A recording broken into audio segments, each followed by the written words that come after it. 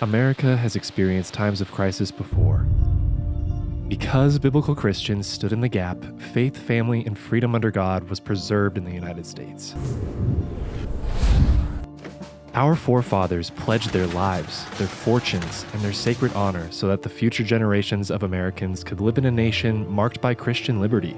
And because of their sacrifices, our nation became more prosperous, more free, and more innovative than any other place in the world. We're experiencing a national crisis once again.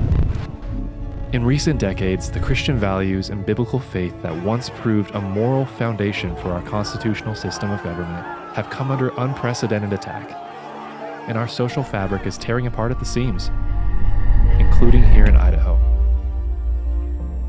In this generation, we once again need Christians who are willing to stand boldly upon the firm foundation of biblical truth.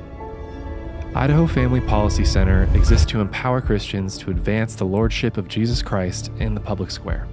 We are an unapologetically Christian ministry working to engage the church on cultural issues and promote biblically sound public policy that protects the sanctity of life, safeguards religious freedoms, strengthens parental rights, recognizes biblical truths in sexuality and gender, and stimulates economic opportunity. As the premier conservative Christian policy organization in the state, Idaho Family Policy Center has demonstrated its effectiveness in mobilizing the grassroots and building broad coalitions around legislation that advance our shared values. By God's grace, we're finally experiencing victories, but the fight is just beginning.